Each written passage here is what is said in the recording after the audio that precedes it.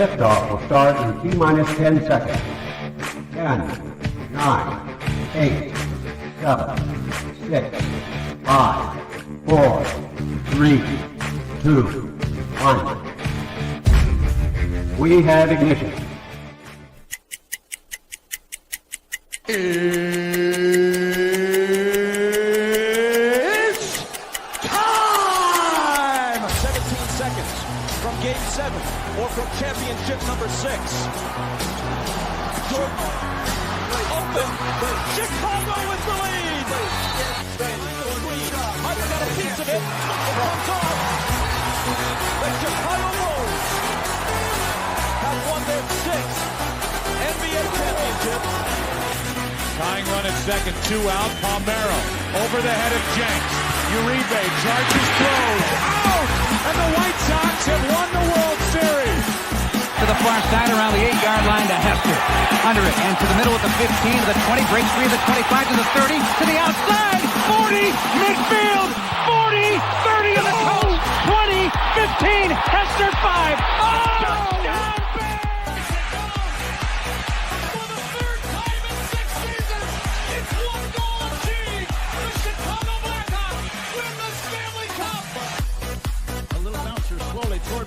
He will glove it for Rizzo. It's in time.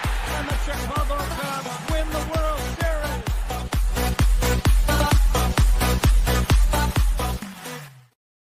What up, what up, what up? Welcome, Shawn and Maya in the morning on this TGI Mickey Ficky Friday. It's the weekend, baby. And I'm your boy, the SuperBack, Shawn Sierra. Thanks for tuning in. If you're watching us on Facebook Live, well, then I guess you found us on Facebook. And if you're not following us on Facebook, what? Come on, go to Facebook, type in Sports Zone Chicago, click the like button, and now you're following Sports Zone Chicago. Simple. But wait, there's more.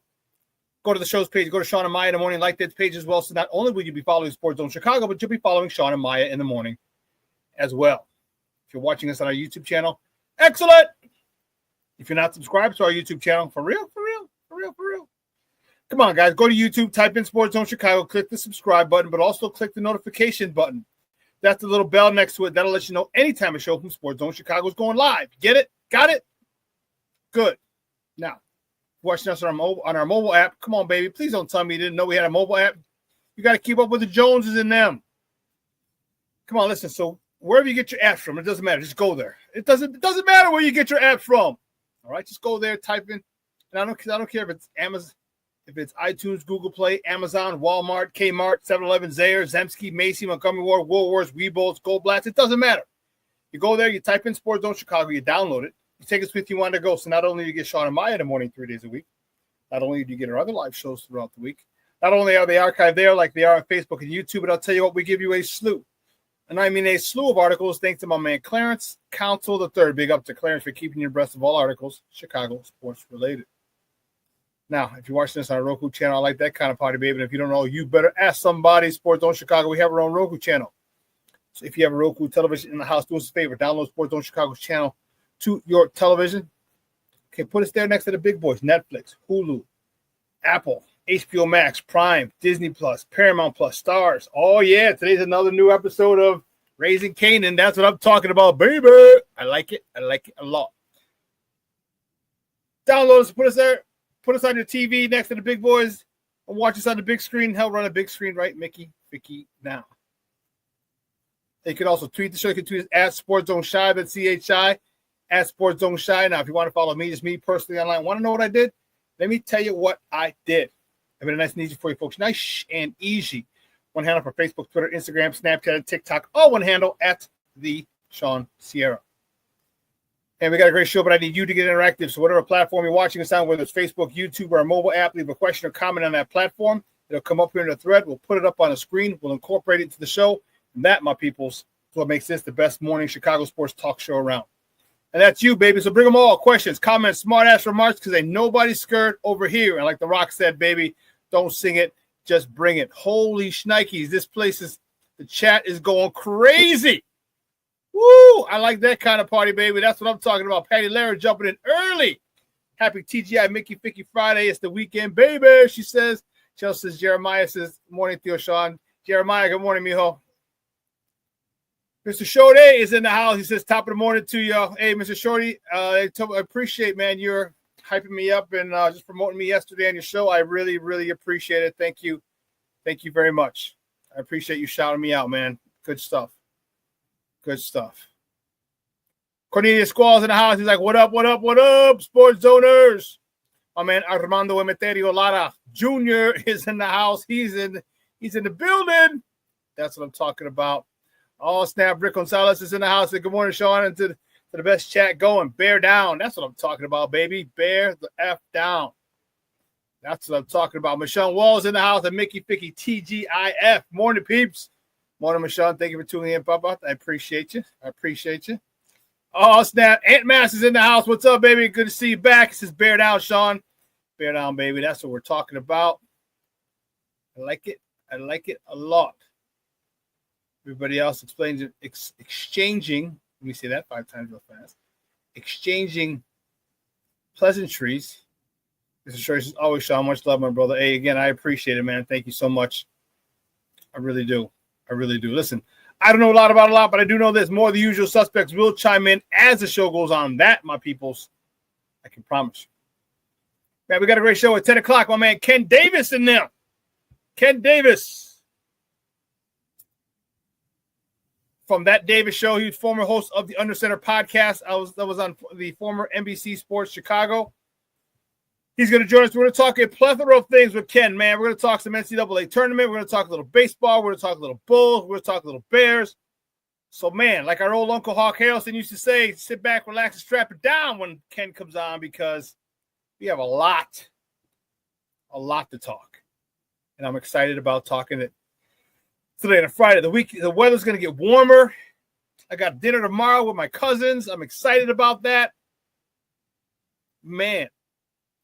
Might be going to brunch on Sunday, too, so it's going to be a good weekend. What I always tell you, I know I say it at the end of the show all the time, but I say it to start the show. Let your loved ones know you love them, all right? Because tomorrow is promised to no one. Reach out to your people, all right? Set up. The weather's getting nicer. Set up a day for brunch, for lunch, for dinner, for drinks, anything, all right? Let them know you love them. Send them a voicemail, send them a text, a voice memo. It doesn't matter. Just do that. I'm telling you, we get so caught up in our own bullshit all the time, and we all got it. Okay, but you have to make time. You get the same 24 hours as I do. All right, just make time. Write a little note to yourself, put it on a sticky pad, something, sticky note, put it on your computer, whatever. Call such and such. Call this person. Call my friend here. Call my cousin. Call my uncle. Call my whatever. Do it.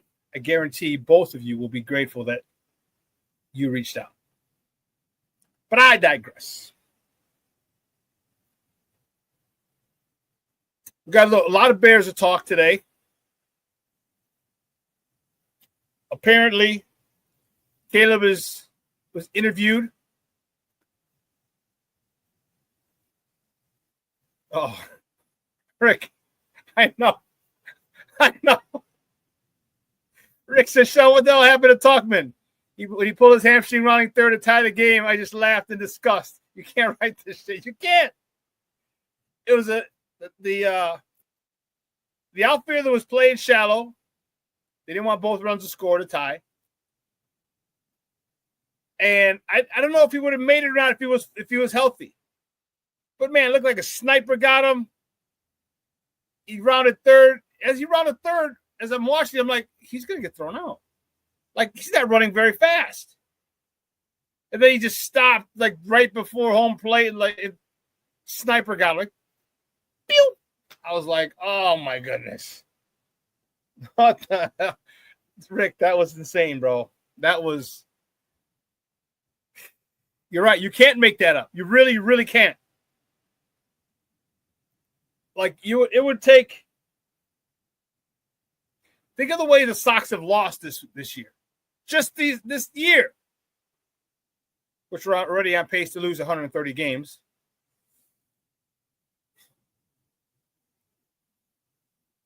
They had a walk-off walk by Mike Clevenger the other day. Shane Smith goes 6 and 5 2/3. 5 2/3, walk 2 guys. Sox are up 3-0. Next guy, Murphy, comes in, replaces him, gives up 5 runs. 5 runs. Unbelievable. The Plankster's in the house checking in. What's up, Papa? How are you?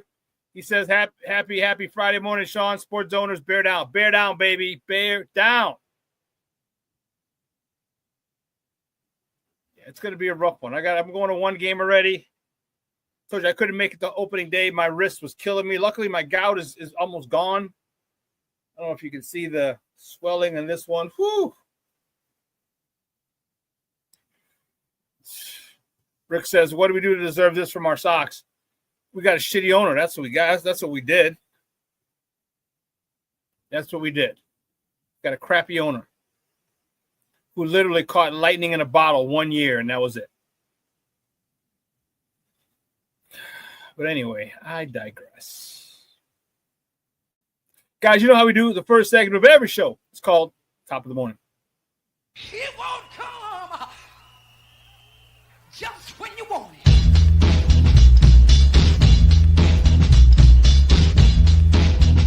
Top of the morning to you. Top of the morning to you. Top of the morning to you.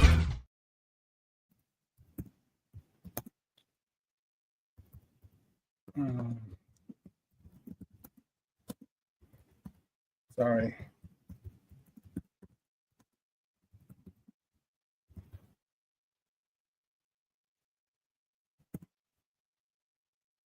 There we go. Let's see. Which way do we go? Which way do we go? Which way do we go?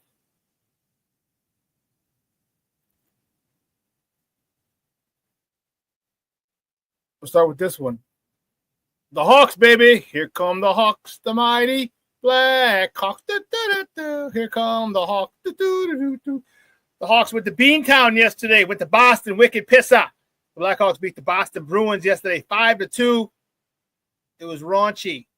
Soderblom, he stopped 31 of 32 shots for the Hawks. Captain Nick Foligno scored his 13th and 14th goals of the season. Ryan Donato his 30th lamplighter of the year. Tyler Bertuzzi is 22nd. And Tyler Kocinski lit the lamp for the first time this season. Assists on the day were by Kurashev, his 7th, Rinsell, his 2nd, Bedard, his 41st, and Moore, his 3rd helper of the year. Good to see those guys winning. They needed to do a lot more of it, but believe me, I'll take as any wins we can this late stage of the game. Moving on to the next top of the morning topic, the Blackhawks host the Winnipeg Jets tomorrow at the United Center. Puck drop is at 6 p.m. Central. You can catch that game on Chicago Sportsnet or listen to it on their flagship station, 7:20 a.m.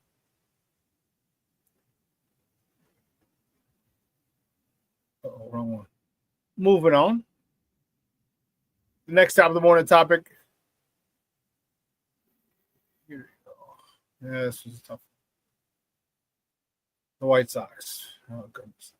The White Sox have now lost 8 games in a row after they fell to the Cleveland Guardians 6-1. James Cannon, he was on a bump for the good guys. He got the loss. He's 0-2. He went 5 1/3, 7 hits, 6 earned runs, 3 free passes, and 6 punch-outs. Lenyn Sosa was 2 for 4. Nick Maton 1 for 3, and Tice was 1 for 3 as well. Man, they are on pace to lose 130 games and embarrass themselves even more. Staying with the Sox, the next top of the morning topic, the White Sox host the Boston Red Sox, the Carmines, for a weekend set at the rate. First pitch is at 6:40 p.m. Central. You can catch that game on Chicago Sportsnet Plus or listen to it on their flagship station, ESPN 1000. The probables for tonight's game, Boston trots out Shawn Newcomb, who's 0-1 with a 5.19 ERA going up against Davis Martin. We had a good spring and a good first outing, but then got rocked the second outing. Davis Martin had a bump for the White Sox. He's 0-1 with a 5.73 ERA. We just got to win, man. Jesus Christ. We just have to win.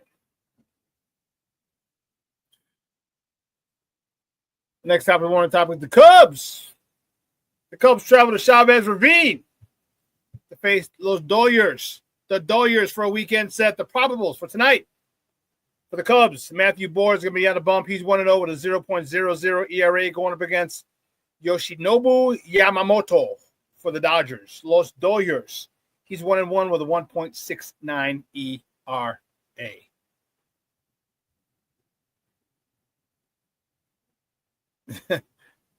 Rick said, "You think we'll ever score 8 runs a game like we did in the opener?" I don't know, bro. I think we will, but it's going to surprise us at the most inopportune time. But Shawn, you know, man, the Carmines, the Boston Carmines. That's right. Our old Uncle Hawk Harrelson used to call them the Carmines. And the reason you call them the Carmines is Carmine is a shade. It's a shade of red. So instead of saying the Red Sox, he used to say the Carmines. I miss Hawk Harrelson. I miss his personality. I miss his entertainment. That's what I miss. See what's White Sox, Cubs, Hawks. I don't think I did this. When the Bulls host the Wizards at the United Center tonight.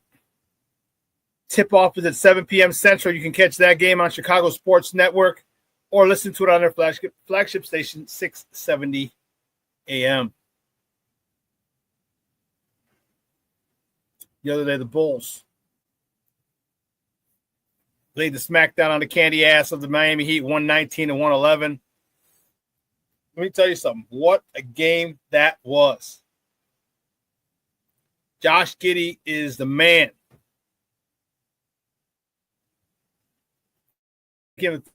In the league this year, score 1,000 points, 500 rebounds, 500 assists. LeBron and Jokic are the only other two. You talk about great company. This kid, every time out, is adding more money. Thank you, Steve-O, for those mocks. Appreciate you. This kid is, man, it made me eat my word big time.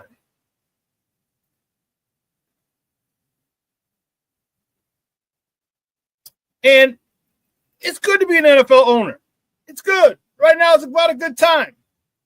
I know it's going to cost you $5, $6, $7 billion. Okay, but you know what? Thing is, you don't make your money on the sell, you make it on the buy. Because you know when you buy now, it's going to continue to go up and up and up. The next top of the morning topic. The fiscal year just finished. Remember, we had to wait till the league finished so they could sign free agents and all the other stuff. Was that March 1st? That's it.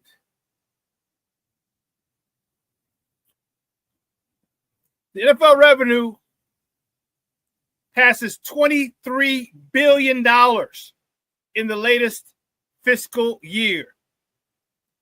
Each team will receive $416 million, except for the Green Bay Packers because they're a publicly owned team. So if they give dividends to their shareholders, who knows what they're going to do, but I'm not sure. 31 of the 32 teams will each receive $416 million. What in the blue hell is that? That's craziness. That's craziness. This is after all the bills are paid and they divvy out all the profits. $416 million. That figure, and this is according to Andrew Peters from Bleacher Report, that figure is up 8.9% from last year's $382 million. Are you freaking kidding me? Think of the people who own, people like Jerry Jones, who's owned the team since 90, 91, something like that, 89. You only paid, what, $2-3 billion for it? Only, huh? How much did Jerry Jones pay for the Cowboys? Let me figure that out, because that's... Let's see. How much did Jerry Jones buy the Cowboys for? Oh, my God.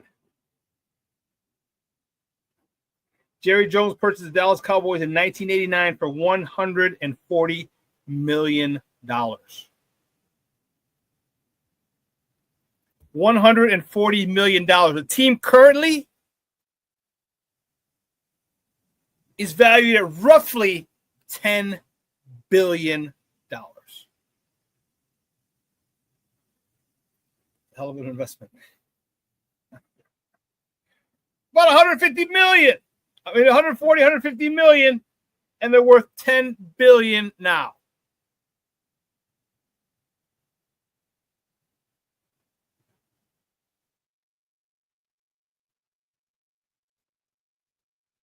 $23 billion.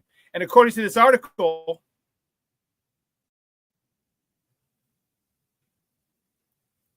so the $460 million teams will receive is also significantly more than a record $279.2 million salary cap for this season.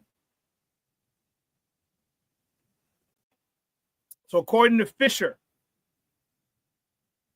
who's Fisher? Oh, Per Sports Business Journal's Ben Fisher.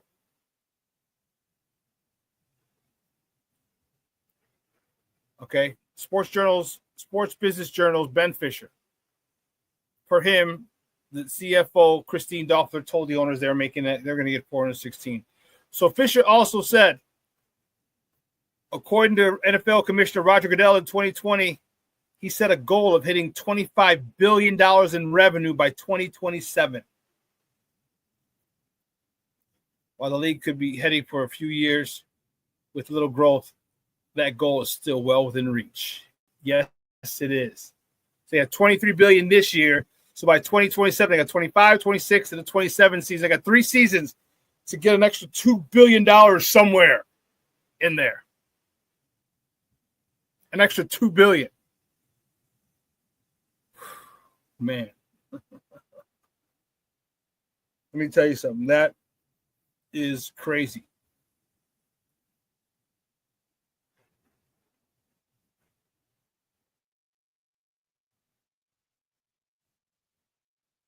Sure, you say who's that? Who's worth that? No, I'm saying I'm not sure what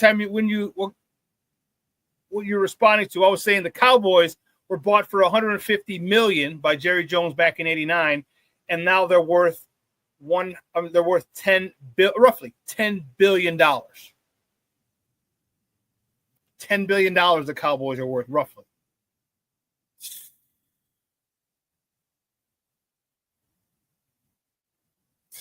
That's insane. Insane in the brain. That is just out of control. And I love it. All right, you get involved in that special club. Now you see why all these owners, Venus and Serena, owners of the Miami. All right, Tom Brady, owner of the Patriots. You have a lot of other athletes who are getting in partial ownership of NFL teams. Because you divvy that up, man. This is something, when you invest, there's always the risk of loss. Okay? There's no risk of loss here. There's no risk of loss here. They even made money in the pandemic when no one was at the games. No one was at the games. Remember that? They still pull a profit. Not as big as $416 million. But if you only got $200 million when you had no fans, oh, poor baby. How did you survive? Do you have to let the butler staff go, the maid staff, or what the hell? You had to come in once every other day and meal prep for you, or what the hell?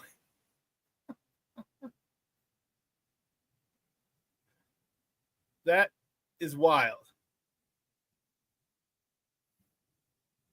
You damn right, Rick. Rick says Bears will get an extra $416 million. They can't put some more cash to help build a new stadium. Nope.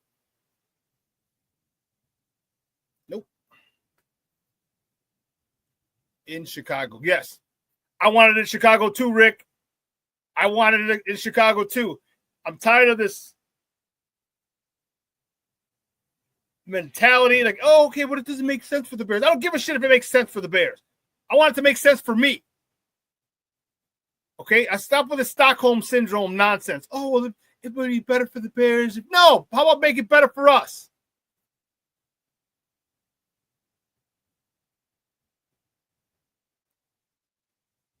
Like, I don't see why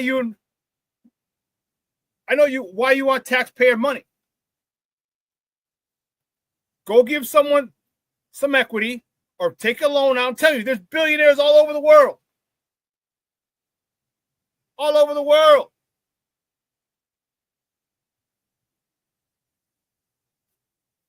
Looking to invest their money. Borrow it from those guys and pay them back. Or if you want to give them part ownership, cool. You might have to get some private equity money just to get shovels in the dirt. But there are plenty of people worth a couple $1 billion. All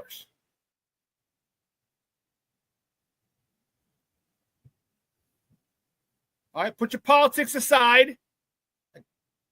Like, I don't care. Go ask Elon Musk. He's worth how many hundreds of billions of dollars? How much is Elon Musk worth?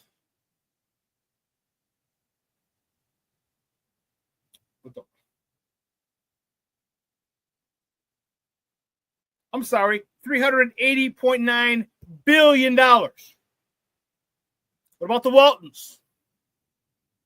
Own Sam's Club, Walmart.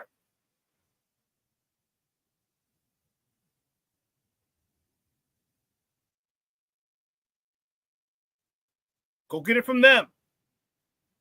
Borrow from them. To me, it just boggles my mind. You want taxpayer money? You want to do all this nonsense? Come on, man. Still not done paying off the renovations for this one. You're getting a new stadium. Come on. Get this shit done by yourself. There are ways to do it. You're not hurting for money. You're definitely not hurting for money. All right, you can, with merchandising, with ticket sales, you sell out every game. With parking,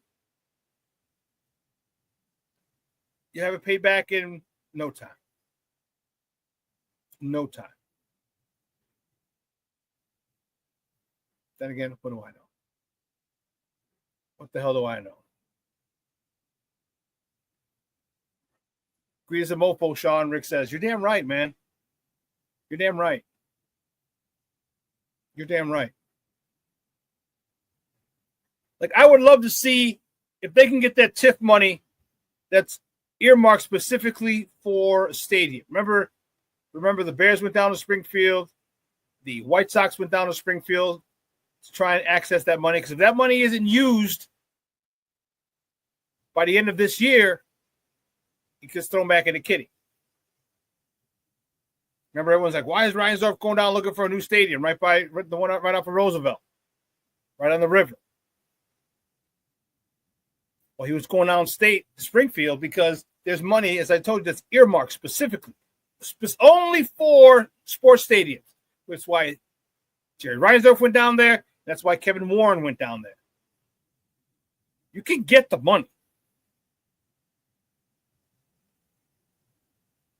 Get it.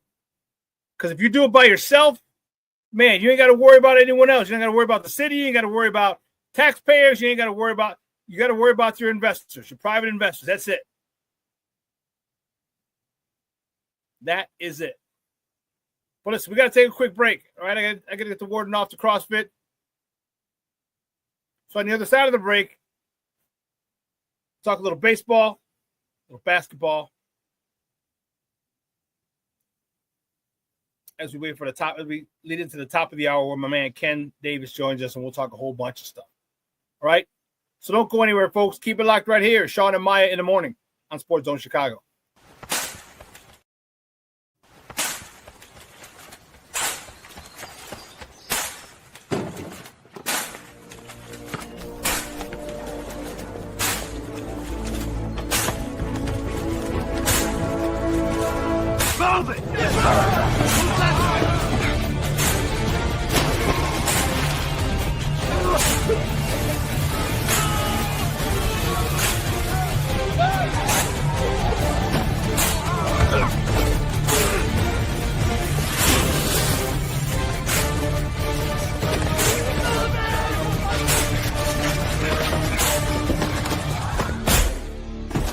Many will hear the calling.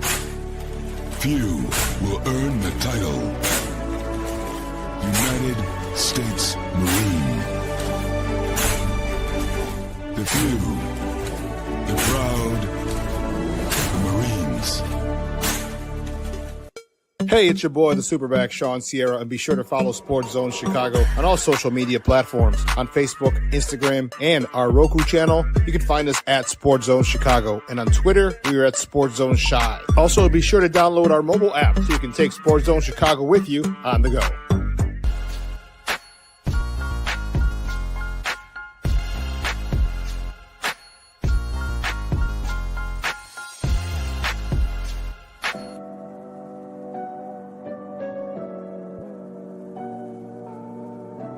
How do you take care of your mind health? For my mental health, I meditate in the mornings. I have my dogs. They're the best. I just find ways that help me just relax. Finding things that make me happy, like being close to my family. I meditate a lot and read books. I have hobbies outside of the game. I'm able to switch off. I'm able to turn my brain off from the game of basketball. Your mind health matters. Your mind health matters.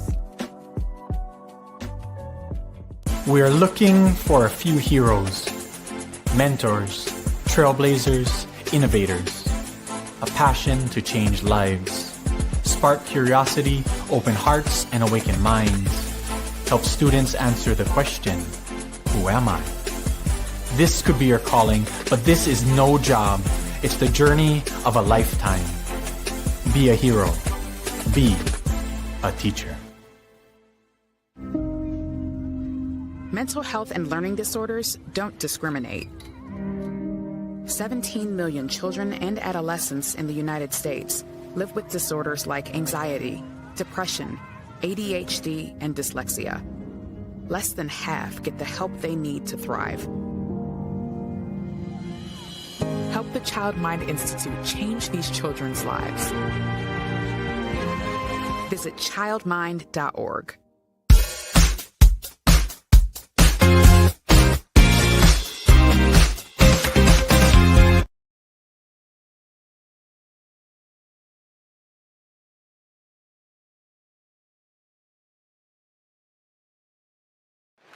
Now a steal. Here's Foligno. He's going to break in on a breakaway. Walk in, shoots, he scores. He goes low blocker on Swayman and ties the game at 1. Marcel tries to throw a little sauce back to the point. Foligno picks it off out of midair, and he's in full flight, 3 strides. And he attacks. He gets between the dot and the hash, and he picks his. Wheels to the high slot, around to the near side. Send it out in front, Swayman the save. They score. Back door. Former Bruin Ryan Donato pots it. I'll tell you, Ryan Zell's impressed me tonight. You know, this is my first real good look at him. You know, good-sized kid, good skater, right-handed shot. Those are always in demand in this league. Gains the blue line. I mean, the Bruins a little lax in their coverage, but he's taking full advantage of it.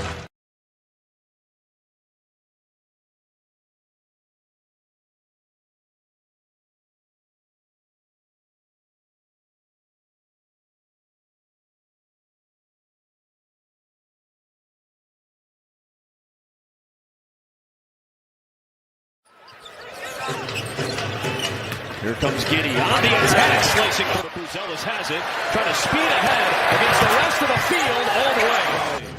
Here's Herter. Weaving inside and scoring. Out to the guy. Hero first Miami Heat into double figures. Inside, good cut by Giddy, good pass by Herter. Make that Make that 9, beg your pardon, yeah, updated. Good cut by Giddy, that 1-5-2 and 1. Assists two and a turnover. Giddy finds Bruzelis on a rack attack. Without a bio, they draw the defense and Mitchell is open. Long rebound to Giddy. What an outlet feed to Herter. Dives in and scores. Back at Anderson. Spins, footwork, kick, White against Wiggins. Late in the clock. Tough shot. Got it to go. Welcome back to Shawn and Maya in the morning on Sports Zone Chicago. Both of those clips courtesy of Chicago Sports Network. Those are the Hawks and the Bullies. Last couple days. Hawks with the win yesterday. The Bulls with the win over the Heat.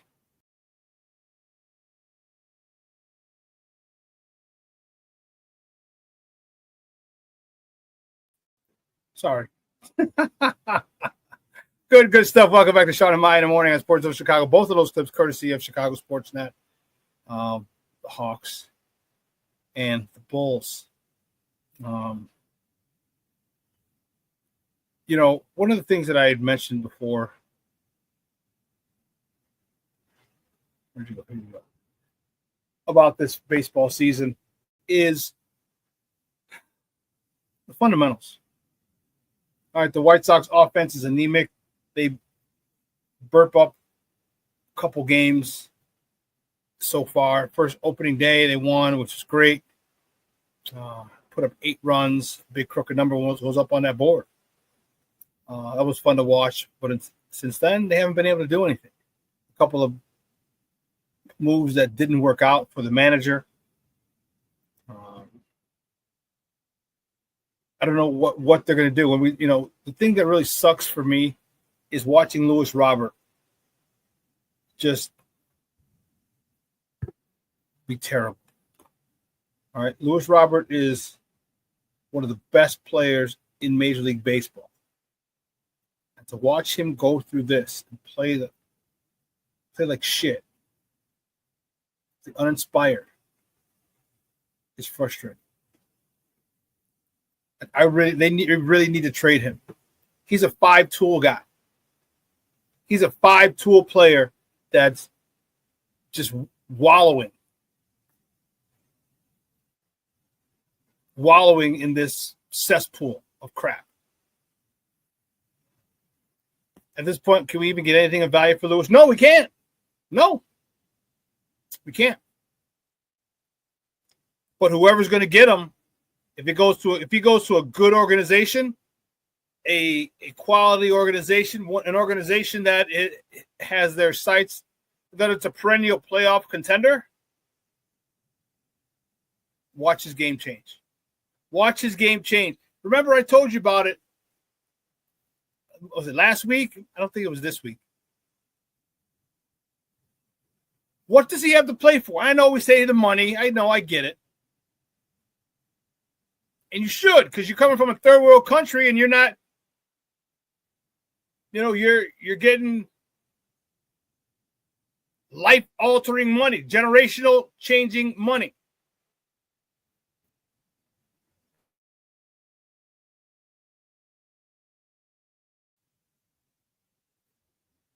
But think about it. This team has 100 losses the last 2 years, on pace to maybe break the record that broke the record last year. On pace to win 130 games. The people he came up with are gone. He ain't got no friends. Let's keep it a buck. He's got no friends. Tim Anderson, gone. Eloy Jimenez, gone. Yohan Moncada, gone. Dylan Cease, gone. Lucas Giolito, gone. All these players that he came up through the minors with played 2 or 3 seasons with at the majors, they're all gone.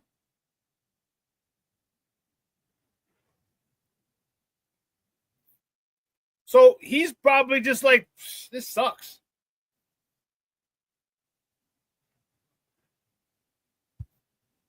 And I don't blame them.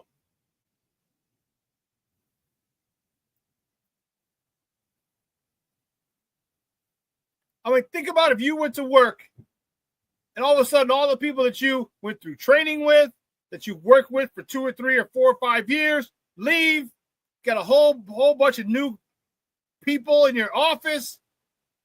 It's going to be a big adjustment, especially if your business, where your job stinks.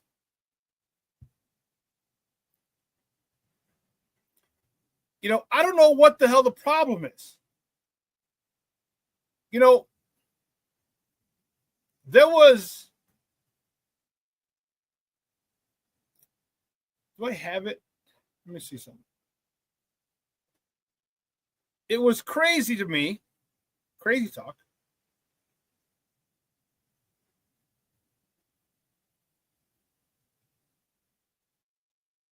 Damn it, where did that go?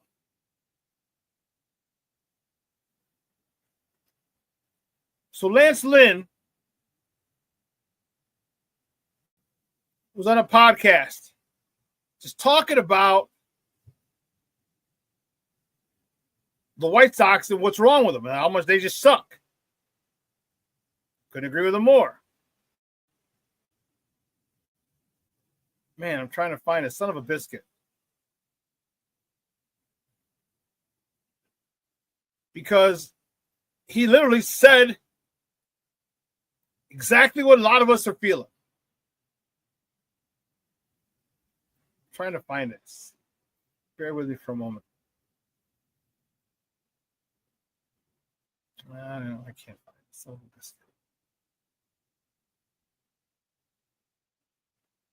and he talked about that they're doing some stuff that in the minors. He said when he got hurt, he had to go back and train with them for in a month at AAA. He goes, and they're just behind everybody. They're behind everybody. So this is what we're talking about when we talk about organizational failure. The guy who was in charge of this, Chris Getz, is now in charge of the whole team, the whole kit and caboodle. Rick Getz was just in charge of the minor leagues. And then you move him up to general manager in charge of it all? Like, come on, what kind of shit is that? That's the type of bullshit that we got to deal with our owner.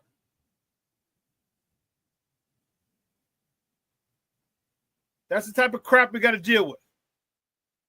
And then we wonder why Luis Robert, Joel Moncada, Eloy Jimenez didn't develop. Then you wonder why. Clear as day. You have a guy that you bring up to run the whole organization, but when he has a chance to work on to run the minor league situation,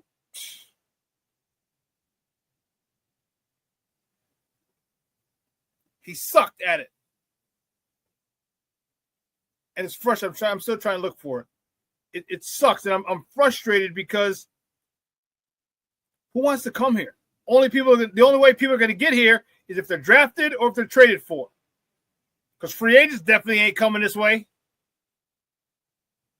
Free agents aren't working on. They're like, no, hell no. You think why would I want to go to the White Sox? Why? What's the purpose? We suck. They suck. They're behind. Organizationally, they're behind everybody. They're not in the cutting edge. They're not leading the way. They lost 121 games last year. They lost 100 games the year before. They're on pace to win to lose 130 games this year. Why the hell would anyone want to come here?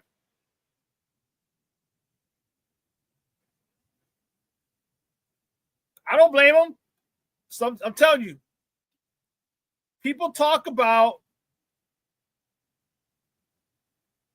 mental health. Mental health is the big word, the big buzzword, the key phrase. Would you want to come, and again, it's not about the money. Would you want to come to a place that's lost 100 games, it's scheduled to lose over 300 games in 3 years? Baseball team, would you want to come to that place? I sure as hell wouldn't. And professional athletes, they don't want to come here when it's a cesspool.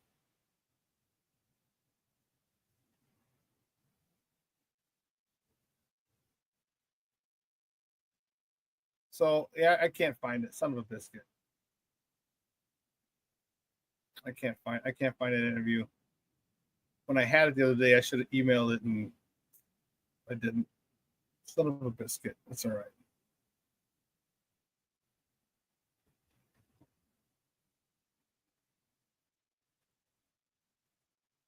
Yeah, so it's frustrating.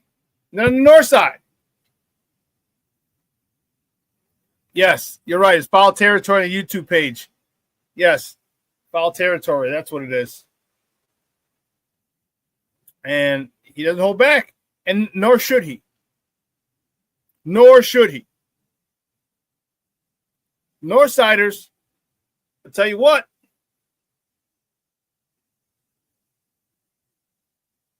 They're doing a lot of the little things right.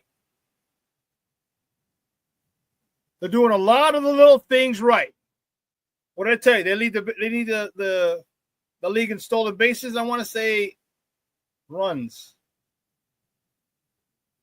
Stolen bases for sure. They got 25 stolen bases. And what do we talk about? Putting pressure on the defense, creating, manufacturing runs. And that's what they're doing. Good rotation, good starting units. The bullpen had a hiccup or two, but that's seemed to be just that, just a hiccup. And you're getting Kyle Tucker showing his ass. Listen, I'm starting the negotiations at $600 million. $600 million. That's where he's starting. Dansby Swanson is getting off to a nice start. You got Ian Happ, who's had a couple homers. Seiya Suzuki, a couple homers. So you got guys who are getting off to decent starts. You got King Tuck acting like a damn fool. Price is just backing up the Brinks truck. Backing up the God-blessed Brinks truck because he is the man.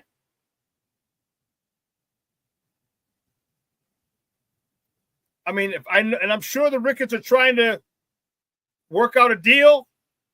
And if I'm Kyle Tucker, I'm like, no. Let's wait till the end of the season. Let's wait. Because if this Joker ends up with freaking 40 home runs, 30-plus home runs, 110 ribbies. Come on, man. But the question is, how far are the Cubs going to go? Is he going to be able to come through in the clutch like the Cubs during the season when the Cubs need him? That's the important question. Hawk Harrelson used to always say, don't tell me how many you hit, tell me when you hit them.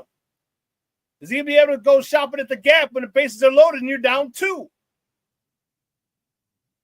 Does he come through? Is he clutch? I know he's a 5-WAR player right now, but you still add in those factors of late games. Late in the game when you're up or you're down, you get a hit, you get a homer, you get a double, whatever. Right now the Cubs are playing some good baseball. First place in the NL Central. One of the better teams in baseball. They're doing their thing. 9-6.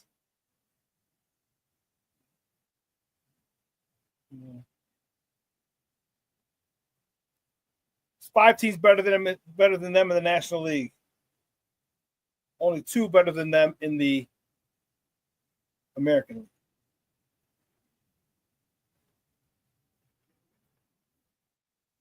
That's crazy. That is crazy.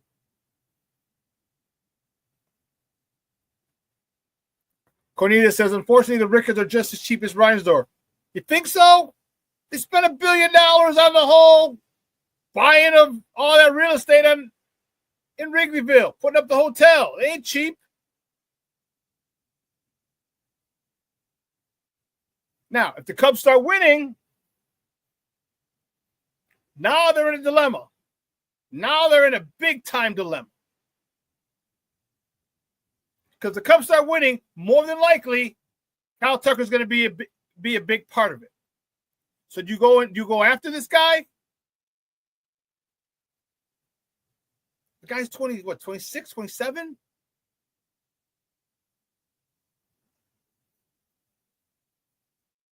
$10 years, 500 mil, 10 years, 600 mil.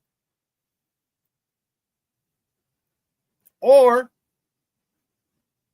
you can do a shorter deal with a higher AAV, average annual value. So you can do 5 years for 70 mil a year, 3,350 mil. There'll still be 32.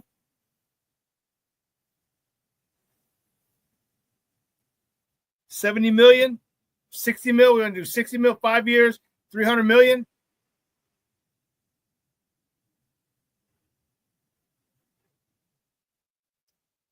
No, Shorty, he was the Cubs traded for him. He said, is Kyle Tucker homegrown or the Cubs sign him? I'm MLB ignorant. No, don't worry. Don't worry. It's over here. Bring up all questions, comments, smart ass remarks. Ain't nobody's scared over here. No, they traded for him, and this is the last year of his deal, which is why the Astros were happy to part with him, because they know he's going to ask for 500, 600 mil.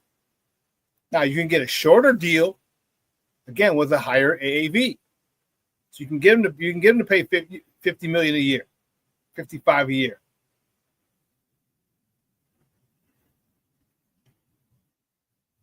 No, Shorty, not coming around.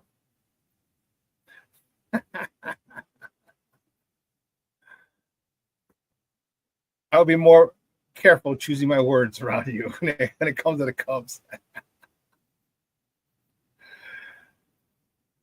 But listen, if you do sign him to that, I think what you're going to do is you're going to acquire the interest. You're going to catch the interest of a lot of free agents.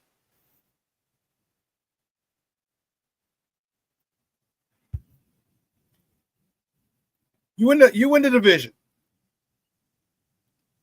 What if you get to the NLCS and lose? If you get to the NLCS, Kyle Tucker's going to be a big part of it.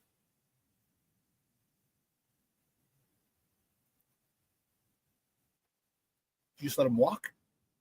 Because taking that bat out of the lineup is going to be huge. Wait till the weather breaks. Wait till the weather gets warmer, and all of a sudden this dude starts going yard all the time. Hits Sheffield. Starts taking jokers out to Sheffield. Ball bounces into Murphy's bleachers in the corner. That'd be more of a center field shot, though. Or what's that street?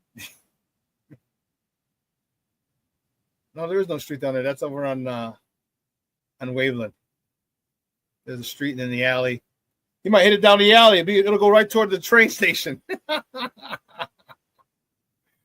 Man.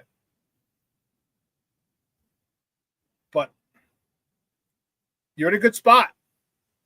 You're in a good spot. And you're doing a lot of things right. A lot of little things you're doing well.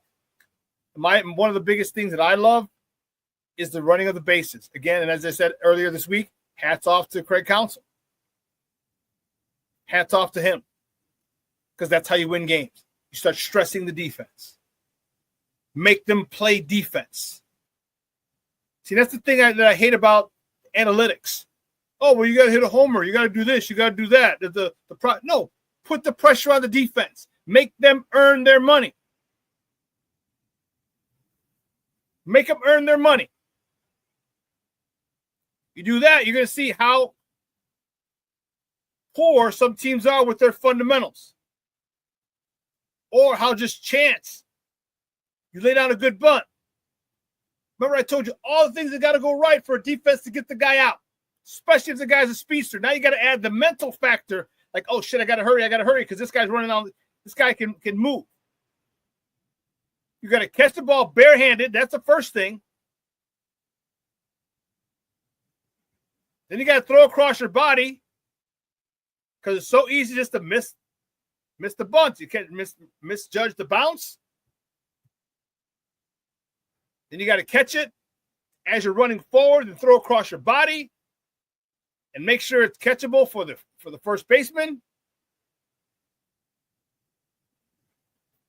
Pitcher, same thing. If you're running, if the pitcher goes, what if you're a left-hander? And he butts it right to you. You got to get it. You got to turn around, spin around and get it and turn. And if the guy's a speedster, you know he's a speedster, and that adds extra pressure. Man, there's so many different things. The Cubs are doing well. And not that they're bunting, but they're getting them on, getting them over, getting them in. Simple. With a couple of homers here and there. That'll get it done every time. What did Ozzie say? It's easy to win when you got pitching and defense and 3-run homers.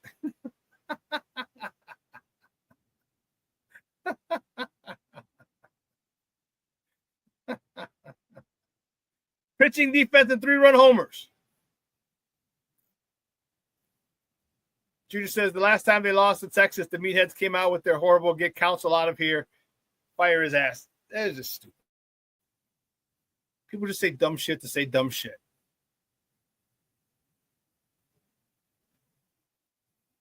You're going for the sweep. You're going for the sweep of Texas. You lost, and people are like, "Oh man, trade him, fire Counsell." You're on like a 5 or 6 game winning streak, if I'm not mistaken. And you get people say that. That's how you know that they're just, some people are just stupid. Plain, point blank, they're stupid. But anyway, listen, let's take a quick break. On the other side of the break, we're going to welcome my mans and them. Ken Davis on the other side of the break. So don't go anywhere, folks. We'll see. I'll see if we can cut Ken short to like 10:45, 10:40, 10:45, because I got your mocks. All right, Cornelius, Shorty, King Booker World, I got your mock drafts. So we might be able to sneak in a "Are you mocking me?" segment. All right. Don't remind me, Rick. Rick says getting rid of Ozzie was a big mistake. Jerry solved this tissue. Man, I'm telling you, I was on the mountaintops. I was banging on the table for Ozzie Guillen when they got all these youngsters. I wanted Ozzie to replace Rick Renteria. Not that Rick Renteria was bad. Those guys were playing hard for Rick Renteria. But I only thought Rick could take them to a certain level. I thought Ozzie would have been able to get them to the mountaintop. They said, no. No. Ozzie's too much of a fire plug. He's too much of an unknown. That means you don't give a shit about winning. And it's evident now. It's evident now. Don't get me started, because that pisses me off, man. That really pisses me off. But anyway, listen, let's take a quick break. On the other side, we're going to welcome Ken Davis. Talk a whole bunch of stuff, so don't go anywhere, folks. Keep it locked right here. Shawn and Maya in the morning on Sports Zone Chicago. Hey, it's your boy, the SuperBack, Shawn Sierra, and be sure to follow Sports Zone Chicago on all social media platforms, on Facebook, Instagram, and our Roku channel. You can find us at Sports Zone Chicago, and on Twitter, we are at Sports Zone Shy. Also, be sure to download our mobile app so you can take Sports Zone Chicago with you on the go. Time out. How are you feeling right now? Happy? Excited? Angry? Overwhelmed? One of the best things you can do for your mind health is to name what you're feeling. It can sharpen your awareness and help you talk about your feelings with someone you trust. Here are 3 questions to ask yourself. Where are your thoughts right now? In the past, the present, the future? Do you notice any sensations in your body? Is your heart beating fast? Is there a flutter in your stomach? Or are you fully relaxed? What do you need right now? Time with others? Time to yourself? Remember, there's power in this awareness. So find ways to identify what you're feeling today.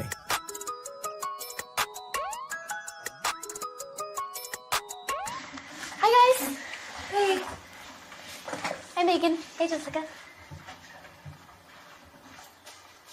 Megan, you're a tramp. Brian Fitch told me you guys made out. Everybody knows. He said your breath smells like garbage. And he almost puked. He says you're the most desperate girl he knows, besides your mom. How many boyfriends does she have anyway? Lots? Your makeup makes you look like a clown. That zit is huge, zit face.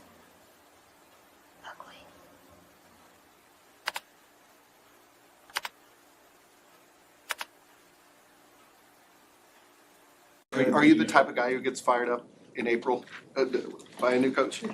I know the answer to this, but I'm asking anyway. I've been through it too many times, man. I'm gonna get excited when we win in November and December, and we change some things and get to the playoffs. That's when I'll be excited. It don't got nothing to do with me. The only thing that has anything to do with me is the work that I put in, the work that we put in as a unit, and just taking the steps in the right direction. Other than that, the talk, the hype, and all that. I mean, hype don't win you no games. So I mean, I've been here a minute. I've been through the hype, and we don't win no games. So I mean, for me, if it's not about winning, quite honestly, I don't really care about it.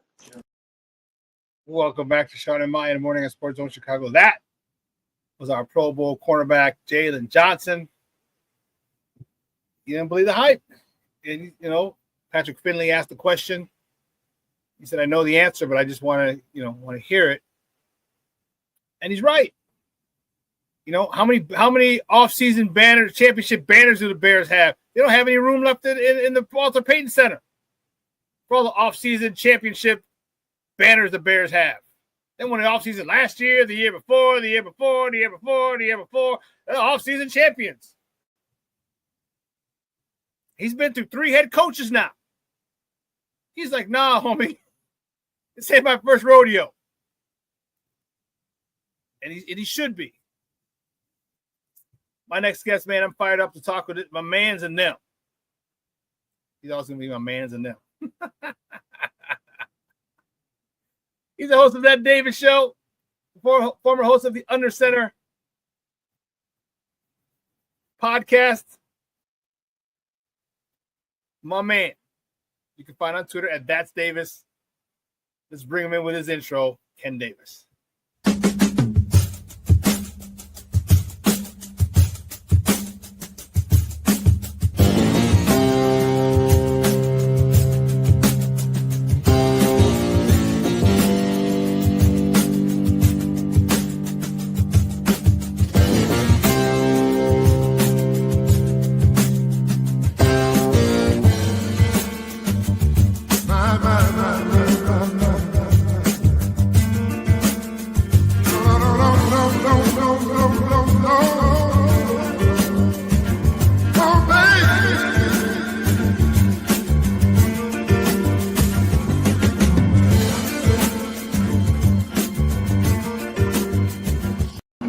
What up, Ken?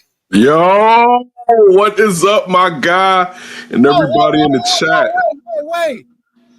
Where's your post? Your post in the background. Oh, wait. Okay. So, no. Let me tell you. It's funny you just said that. I didn't think about that. So, you know, like in the city, how they're replacing the lead water lines or whatever. Uh-huh. So they did my house.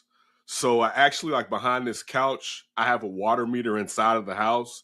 So we're trying to figure out, like, if it's going to be back. But Jackie's, like, over by my workout equipment that I don't use. Oh, okay. Because I need to get some board and cover this couple holes up in the back of this wall right here. So I haven't put Jackie back up because I have some work that I have to do back here before the old lady. Okay.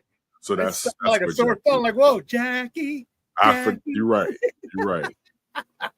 What's going on, chat? What's going on, Patty? Everybody in the chat, man. I hope everybody's doing well. I hope y'all have a great weekend and whatnot. And this man, good to talk to you, bro. You know, I love talking about, man. I love talking to you, bro. And it's almost that time of year. I mean, I do like, prior to coming on, you were talking about how many off-season banners that the Bears have won because they have a litany of off-season banners that are meaningless. Even though all the rings and everything, the off-season champions rings. but I'll play the other side of that. It does say something to the fact that they have built what seemed like they're heading maybe in a better direction. I think one thing that we've talked about a lot and is boring, I think everybody in this chat probably knows, trenches win championships. And they were doing a lot of the sparkly things, like getting a quarterback last year, wide receiver, and then, him gambling like he likes to do around the third round or whatever, referring to Bears general manager Ryan Poles. But I think now when you see the infusion of Ben Johnson and the amount of bodies that they've thrown into the trenches and what the trenches has to be, now it's time for perhaps a longer period of success, because you can do all that you want to do. If you're not pressuring the quarterback or protecting the quarterback, football basically doesn't matter. That's just the truth of the matter. Unless one side of the ball, you're extremely dominant, like you may have the 2000 Ravens, the 85 Bears, unless you got like some crazy defense and that's still pressuring the quarterback, you got to have your trenches battened down. And the Bears trenches have been trash since Ryan Pace. If we're being honest, the Bears trenches really haven't been. And that even this goes further. Like, when's the last time the Bears have drafted a significant pass rusher? Yeah. They've always had to trade for him. We can go back to Leonard Floyd. Although he wasn't significant here, he was significant when he left. Right. Exactly. You can Julius Peppers, Montez Sweat. Usually the Bears have had a problem since Jim Finks when it comes to drafting pass rushers. Like, they have not been good when it comes to drafting guys who can pressure the quarterback. And we can go past many regimes here. It's just been a problem here. So hopefully, they can protect the quarterback and they can rush the quarterback.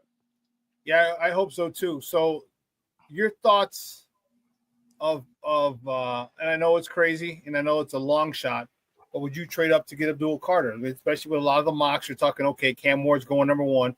People are talking about someone jumping up and getting Shedeur Sanders for number two, or someone else. If he goes a 3 or 4. Let's go. Say he goes to 3. If you're the Bears, do you trade up to get Abdul Carter? What am I giving up? How much am I giving up? So you're talking about you swap, giving up both to. So but I got to give you a 1. You get my 1 from next year, I would take it, because you're not going to let me go from 10 to 3 or 4 just for swapping out to you going to 10. But it's a non-quarterback. Remember, most times you grab a lot of draft capital when you know you're getting a quarterback. So you're not getting a quarterback. That's 7 picks though, Shawn. If it was 10 to 7, I could see you getting out of there with 1 second-round pick and maybe something later on the draft or something in next year's draft. But from going from 10 to 3, they're not going to walk out of there with just a second-round pick. You're probably are going to have to include next year's pick. And I'll say this: I think Abdul Carter. It's a chance he's special enough that's not crazy at all. I think even I'll say this, and I know, it's just a reaction in his foot with the stress reaction, but being someone who I've been a huge fan of Penn State the last few years. So I've watched Abdul Carter transition from a linebacker to a defensive end this year, the first year that he's played primarily on the edge. And listen, he's strong, but he's a twitchy guy. And I mean, a lot of us have played sports here. A twitchy guy, everybody needs their feet, but you can't be twitchy without your feet. It starts right there with your get off and how freakish you can be. And again, it may be nothing, but to know that we're already going in knowing that he may have a bad foot, even being a fan of his, I'll be lying if I can say it's not a slight concern. And with something that now they're telling him not to have surgery, you think about in the future, he's probably going to have to have surgery. You are an offensive player, being a running back. But that defense is about reaction. And the thing is, like, if you, for instance, like somebody tackling you can hurt you, but you can kind of, if let's just say Shawn Sierra, Italian Shawn, has a bad foot, you can kind of plant and kind of cover up for it and trying to hide it.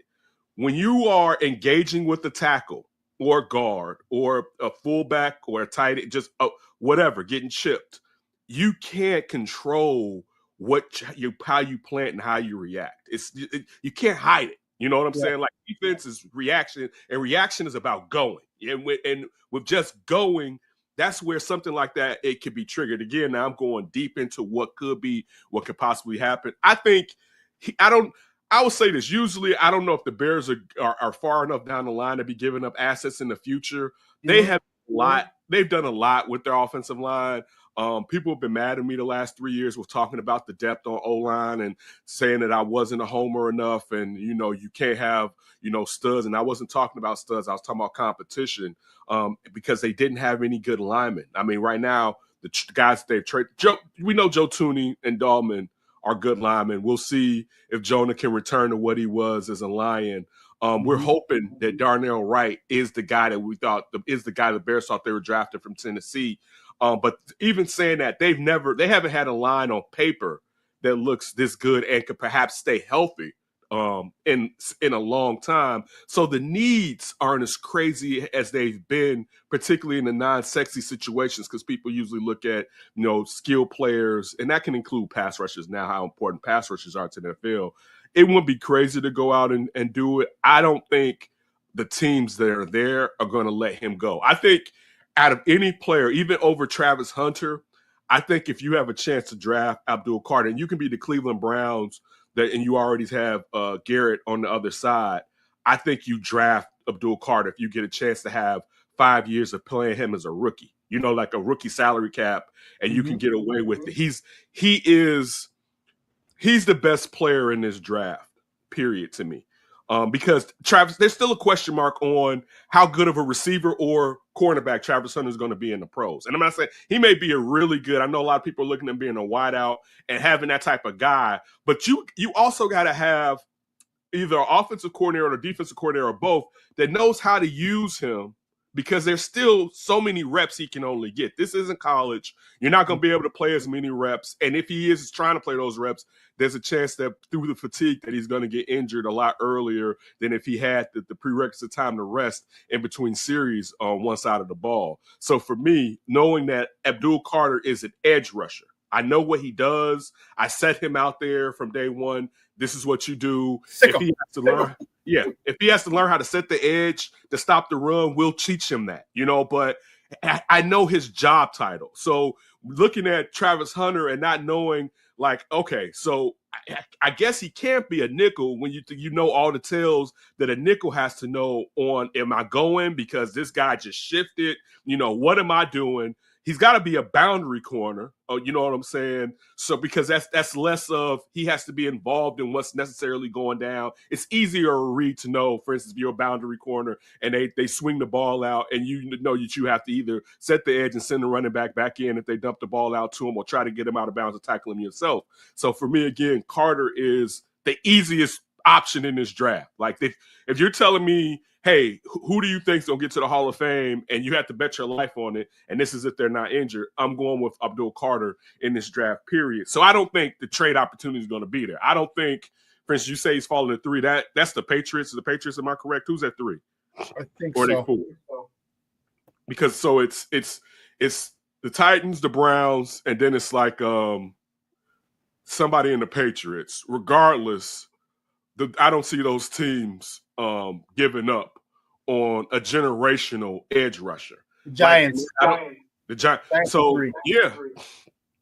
Why with the Giants? I know they got the kid that they got out of Oregon a couple years back, the Cajun last name cat.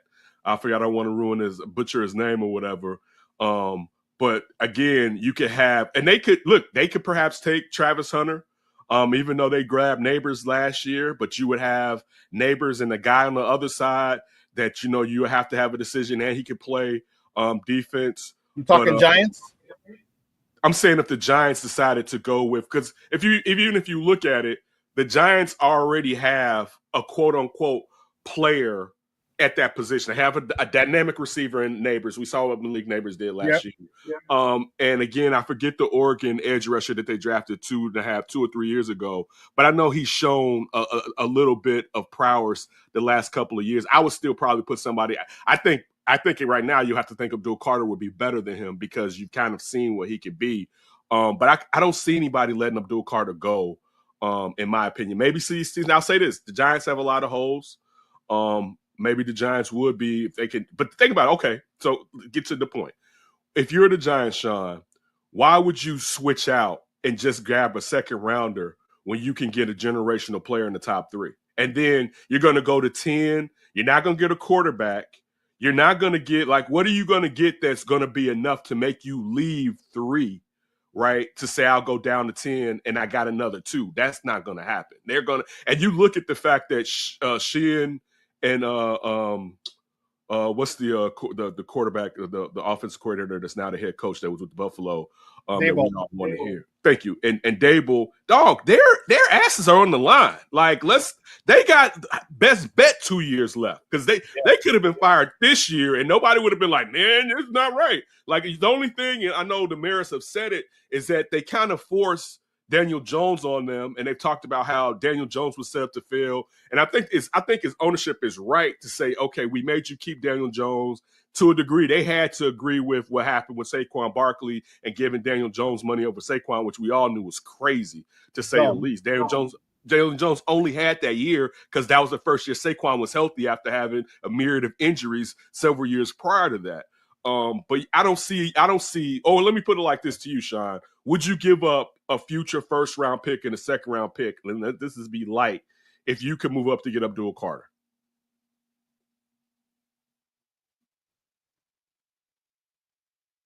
I say yes. I don't think that's correct. I don't think the Bears have the same. If this was last year, I would say hell no, because you don't have you didn't say hell no at the same time. No, you don't, because think about it. Even nobody thinks Grady Jarrett's going to be Grady Jarrett from 5 years ago, right? But you do have, and you may not even ask for the type of reps that Atlanta was asking for, because the Bears got bodies at tackle. I'm not saying that they're great bodies, but Gervon coming along a little bit. We'll see. A lot of people are out on Pickens. We'll see. You got Ford, you got Williams. You got the kid from Indianapolis that you brought in that you can kick inside. Like, so there's more depth. I do think they need an edge rusher, but there's more depth defensively, and they've rehauled the offensive line. So if they only brought in 2 offensive linemen, I'll be like, and I still think they should draft a left tackle in this draft in the first 2 rounds. I think they should draft a left tackle. But if this was just they brought in Joe Thuney, I'd be like, they still got to go get another guy in the center and a guard or left. So they now, what looks like on paper, getting back to your earlier point prior to joining, that they've won the offseason, and we know how frivolous that can be. It can be meaningless. It may not be shit. All right, this is the NFL. It's a parity league, and players get hurt. Some teams, and this isn't the Bears situation, think they're going to win a Super Bowl, and then one of your key players gets injured, and the next thing you know, you're drafting at the top of the damn draft, right? But I think now, if you're like, you know what, I can give away next year's first and have a generational left tackle, edge rusher if he stays healthy, and it clears up a lot of mess, because one, you think about, and I was thinking about this yesterday, a lot of us, and I was stomping for this, I thought the Bears were going to have one of the better secondaries in football last year and the year before, and that secondary hasn't taken another step. Right, you have Brisker. It's not Brisker's fault, right? Right. Brisker plays like, that's what happens when you play like that. Brisker puts his body on the line, and right now his body is betraying him. But now you have to question longevity of Jaquan Brisker. You hit on Kyler Gordon. There's a chance you can have a top 3 nickel cornerback, and they're going to end up playing Kyler Gordon.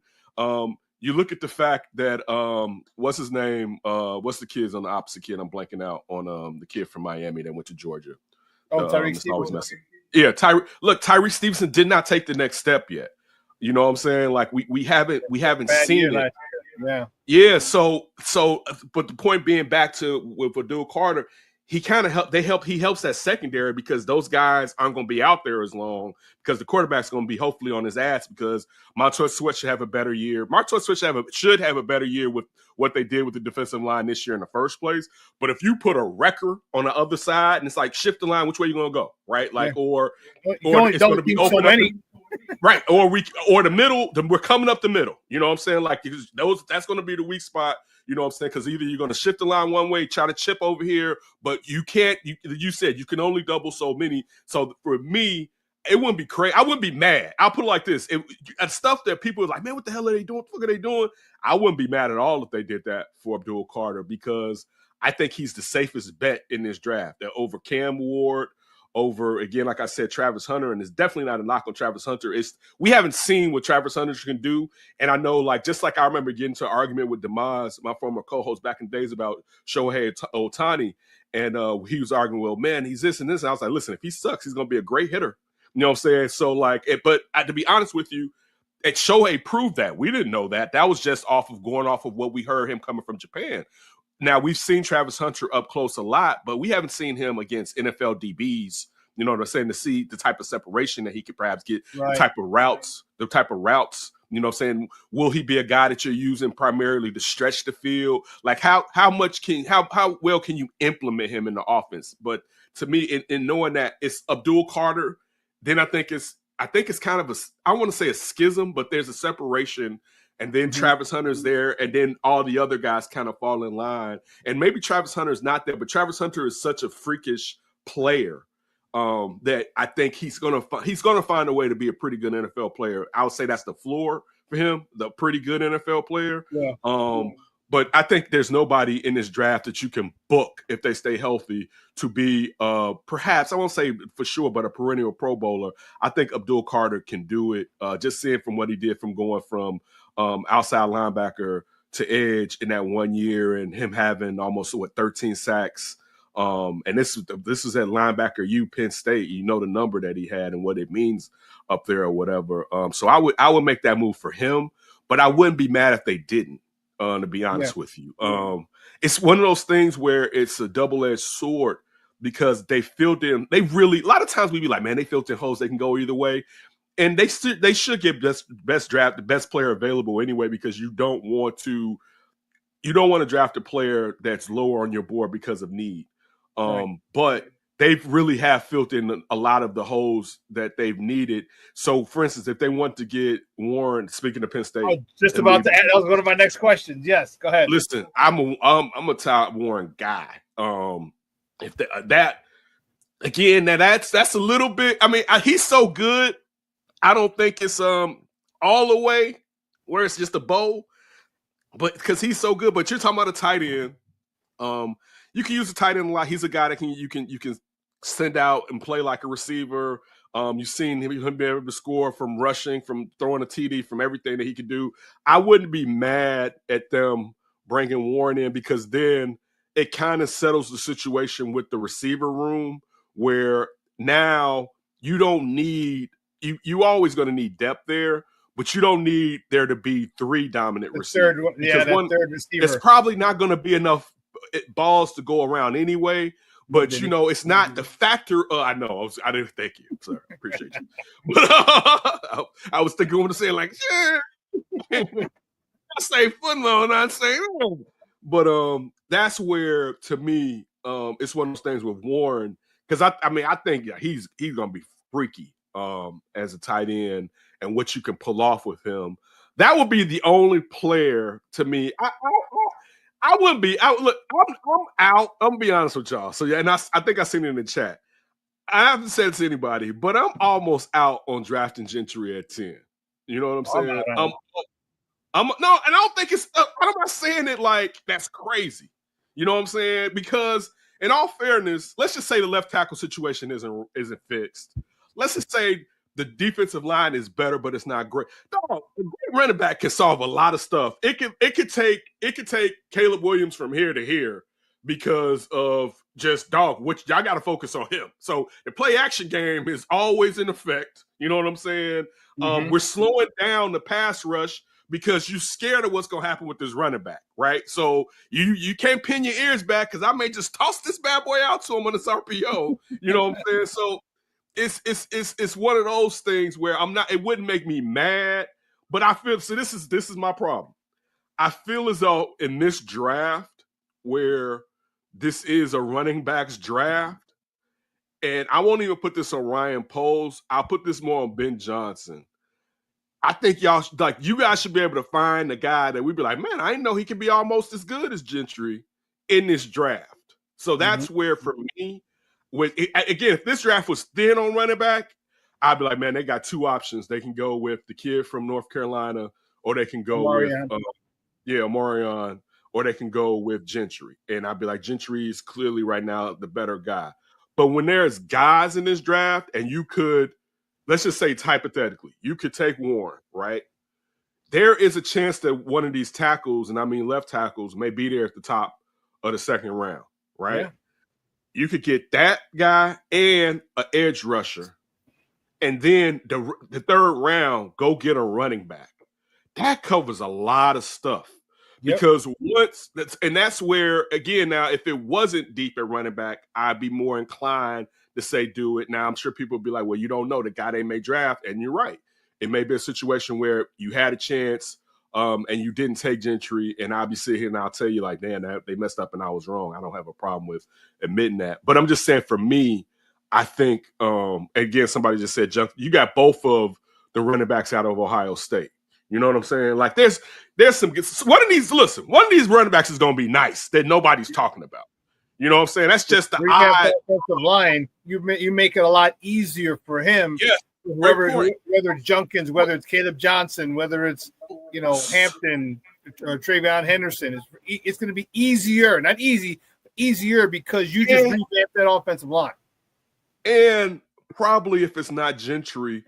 And I think even with Gentry, you're going to be looking at a dual thing. But I don't even think if you're drafting Gentry, you're going to have to tell Swift, like, yeah, you're going to be at first, you're going to number one, but really you're going to be number two, right? Where I think one of these, it'll be more of a mixture of kind of similar to what you have in Detroit with Gibbs and Montgomery. Even if you think about like Gibbs' first year in Detroit, how it's Gibbs, even though like that draft, everybody was like, man, it took a linebacker and a running back as early as they did in Campbell and Gibbs, and it came back to help them. And if it took Gibbs a few games before he got up how to use his speed versus NFL speed, you know what I'm saying? Yeah. And then you saw how freakish he is, right? So I think that if it's someone outside of Gentry, it may take something similar to that.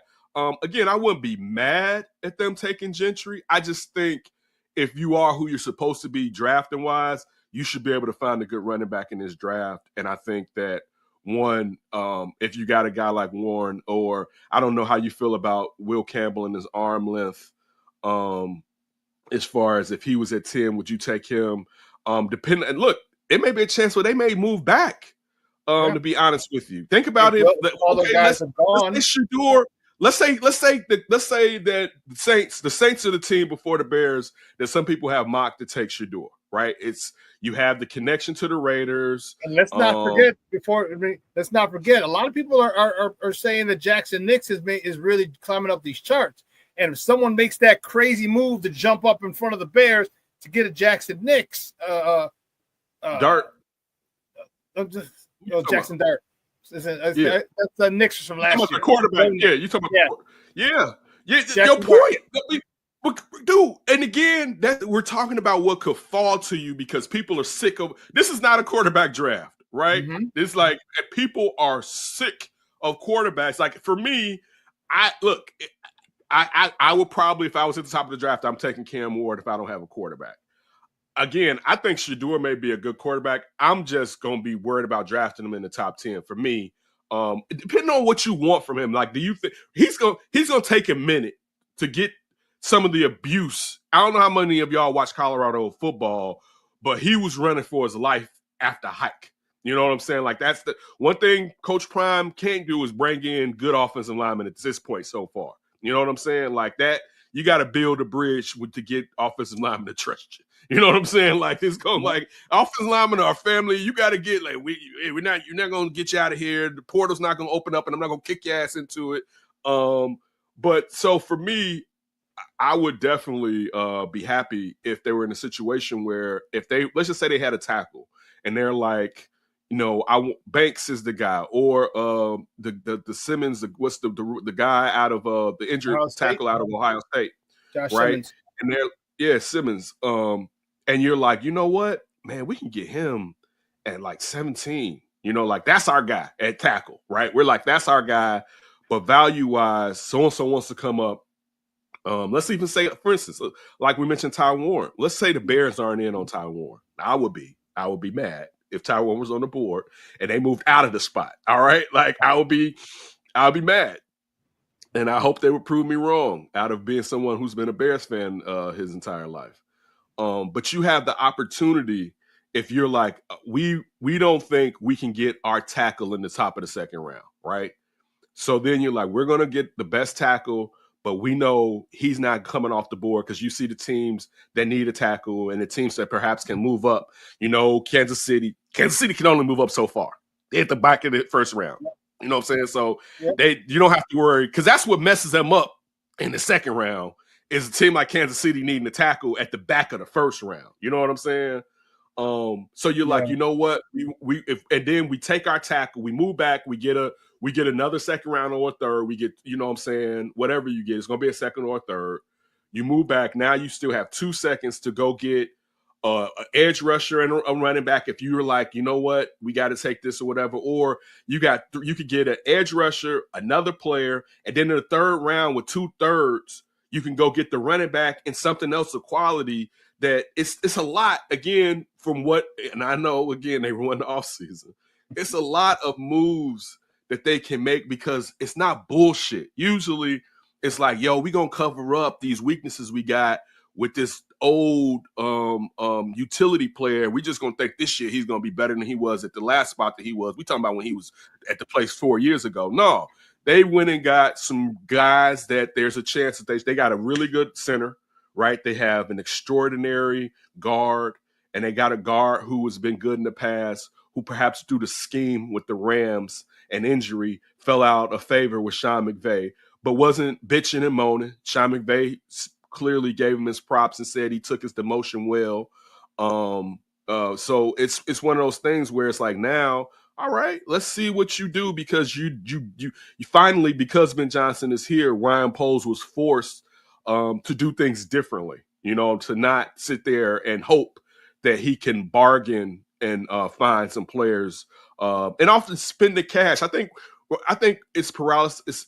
It's paralysis by analysis with Ryan Poles. It was a fear of when do I finally, and I think a lot of people do this. Like if you ever buy a house or a car and you looking and you searching, I want to make sure I get the best deal. I want to make sure I don't want a lemon. I want something that's going to last a long time, but you end up not getting anything because all you do is keep searching and you're paralyzing yourself because you're overanalyzing. And I think Ryan Poles has been doing that with the cash. It's like sooner or later, dude, you got to spend that cash. And let's be honest, the NFL cap, unless you the damn Saints and they keep finagling it, it's not even real. Like, these guys, the money is only 2 to 3 years. So if these guys fail, in 2 years, you'll be able to have a dead cap hit and continue to go. But holding on to it is not going to do you any good, particularly when your trenches have been trashed since you've taken over the helm as the Bears general manager. Yeah, and I like the fact that he's got, the all linemen, and he really's got a free reign.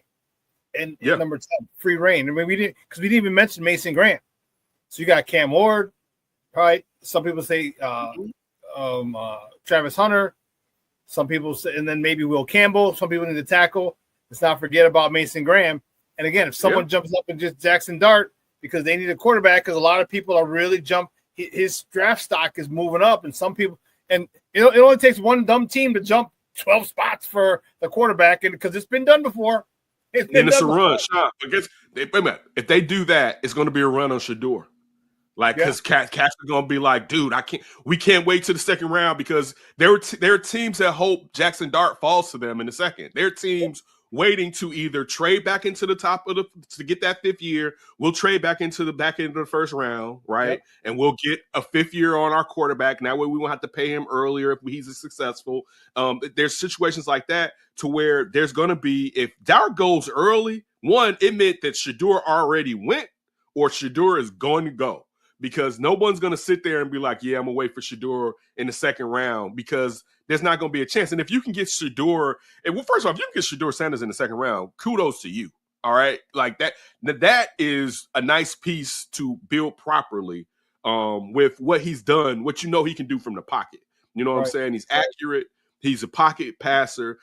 He's not a running quarterback, but he's athletic enough to get it done with his feet. You know what I'm saying? Like, he will get you a first down, and he's not a hoe. He's not just dipping and dodging. He's trying to get to the end zone when he is running the football. But again, he has some bad habits because he was getting. And that's one thing. He's tough. Being a kid of the greatest cornerback ever, who was getting bread back in the day. Deion Sanders was getting paid as a cornerback. All right, that was an undervalued position. The point I'm saying is he grew up in a well-to-do family. All right, and he's tough to be a kid with a professional father who's a celebrity. Shedeur Sanders, that's one thing you can't say. You can say you don't like him with the wrist, with the Rolex on his wrist. Throw your Rolex in the sky, RP Biggie. Right, wave side to side. Keep your hands high. Give your girl an eye. All right, I won't get too deep into the GOAT. But that's one thing. He's tough. He's a tough guy, and if you can get him later in the draft, you get great value on him. Me personally, I'm happy I don't have to draft a quarterback in this draft. And again, but this is the funny thing about it. This would be a draft where we'll be like, man, this ain't a quarterback draft. And 3 of these guys would be good for the next 10 years because we don't know what the hell we're talking about when we're talking quarterbacks. If we go back to the Trevor Lawrence, Fields, all of us kind of knew with Zach, coming out of BYU, it's a chance, and over the COVID time, how he jumped up. But if you just go back and just look, I was thinking this the other day, people wrote off, think about it. You think about the Baker Mayfield draft. I remember I was big on Josh Allen and people because he was inaccurate in college. But you look at that draft and all these guys now are good, all right, are varying degrees. You got Allen, right? You got Baker Mayfield. Sam Darnold got a $100 million deal just now, right? And then one of these guys is basically a 3-time MVP, all right? And that's, of course, Lamar Jackson. I mean, so and people think about it. That year, nobody thought that was a great quarterback draft. Right. Nobody was nobody looked at that. Those are 4 guys that are 3 are premium starters, basically. Like, regardless how you feel about Baker, if you don't got a quarterback, and I'll be like, yeah, I can give you Baker Mayfield, you're going to take you some Baker Mayfield, right? Quick, fast, in a hurry. And if you don't have a quarterback and I can give you Sam Darnold and you have a capable offensive-minded coordinator or a head coach, you'd be like, man, we may still have to find us a guy, but he could be the placeholder and a highly functioning placeholder if we put the right prerequisite parts around him. So again, getting back to this draft, where we're like, this is not a quarterback draft. We have to see, because drafts where we thought, man, they got 4 good quarterbacks coming out. All these guys were either questionable or on their second team except for one guy. So you never know. And also, it's not on the quarterbacks, it's on the organizations they end up with too. Like, you end up with a Bears team, a Jets team. You end up with Urban Meyer being your first head coach, and he's grabbing all types of hoo-ha all over the place and wants to buck up against coordinators. Man, it can set you up for failure. You know what I'm saying? So again, I'm happy that at this point the Bears had a quarterback. We'll see. You know what I'm saying? Caleb still has a lot to prove.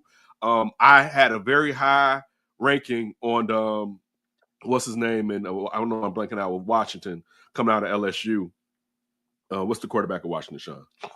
Jaden Daniels. Yeah, Jaden Daniels. I thought highly of Jaden Daniels. I'm just being honest. Not trying to take anything back. If I had a chance to draft either one of them, the safest bet was to draft Caleb. But I thought Jaden Daniels looked like, man, you may have to pay attention. My only hindrance is still with Jaden Daniels is his weight. Skinny. That's the only thing. If he was thick, man, Caleb, I don't know if he would have been my guy. If he was thick and he could move like he was moving and had the accuracy with the deep ball, but still, to the point, you never know. But getting all the way back to what the Bears are, they can go a lot of ways. Gentry isn't bad at 10. Listen, Gentry is. I can make an argument for that pick. I don't want it. If he's healthy, but I can make an argument. I could argue the hell out of that pick if you draft Gentry at 10. Okay, looking at what he did at Boise State, if he stays healthy, he could easily be a top 5 running back in the NFL. Like, for real. And how he's built, man, I mean, unless it's a drastic leg injury, I could see him doing it for 5 years, 4 to 5 years. And again, it could be longer than that, but just that first contract, you know what I'm saying? Oh, yeah. I could see him doing it. And if you could draft a running back in the first round, they can give you 5 years of excellent play. That's a great deal. You know what I'm saying? Yeah. So I'm just talking about me, and as far as how I would, if I was a general manager, how I would try to attack this in a draft that's full of running backs. We don't get drafts this chalked of running backs usually. Often, it doesn't happen that often. And God, there's value into the 4th and 5th round. I'm not saying to wait to the 4th or 5th round to try to get one of these guys. And I know they don't have like a 4th rounder at this point, but still, you may be a chance in the 2nd or 3rd to get the guy that you want and to get value on Trent's positions early. And there's something else. Listen, they're going to need to give them a linebacker. And then you can maybe be a guy later, but you're going to have to look to bring in a guy that could one part maybe start in the interior as far as in the line. You're going to need a safety. Now, you don't take safeties in the 1st round, but you're going to need a safety, one, because Bird isn't that young, and Jaquan Brisker, he plays how he plays, and it's taking a toll on his body. And you still got questions opposite Jalen Johnson as far as a premium corner on the side of him. So there's a lot of ways. And one thing that Ron Poles has been able to do, it seems like he's not bad at drafting in the secondary. Now, that may have also been with the help of Matt Eberflus. That was one thing they seemed capable of, even though, as I said earlier, those guys outside of Kyler Gordon hasn't taken a step. Brisker did, but Brisker had some problems. He had some couple of gaffes, too, where he wasn't in the right gap at times. But still, it's one of those things where they can do a lot of different things, and I'm happy at this point that it doesn't seem suspect when we say that, because a lot of times it's kind of suspect when we say they can do a lot of things and they don't have any glaring needs. They need a left tackle, but I mean, Braxton has been straight. You know what I'm saying? He's not been great. It wouldn't hurt them another year. It wouldn't make me angry. He has a guard. He has a guard next to him too now, where a lot of times you're talking about Tevin being out or Tevin not being 100%. So there's two guys on that side of and then the center's not even shit. So now it's from center all the way out, it's shitty, right? To a degree, right? And so now if you're talking about you have Tooney next to Braxton, maybe that can help him. I always thought it's been a failure or dereliction of duties around Poles by not fucking giving proper competition to Braxton Jones. I think he's used a lot of lies when it comes to there's competition at every position. You gave Braxton Jones the job, and you never put someone to steel sharpen steel to really go after that job. Challenge that job, and that's to me is that's BS. Again, if they beat him, they beat him. If he wins, he wins, and it's proof that you found him. But you never did that like you did how you did Borum and how you did Jenkins. You know, I think when you talk about the fact that Simo never did what they said he was supposed to do as far as training guys up, and the guys that were here already, when I just mentioned them with Borum and Tevin, were they regressed the longer that they were in the league. I'm not saying that they were going to be world beaters, and I'll always be a Tevin Jenkins fan. You couldn't hold on to him. But I'll always be a fan of what it seemed like he could have been. But you had to let him go. I'm happy they were smart enough. And again, I wonder if he drafted him, would he have done that? Because he wasn't your guy. And there was a lot of stuff with that. It seems like going back and forth initially. Some of it was immaturity on Tevin's part. But yeah, that's just, my feelings as far as this draft. One of the things that you talked about, the quarterbacks, like it's all about the situation. Because Jackson Dart can play.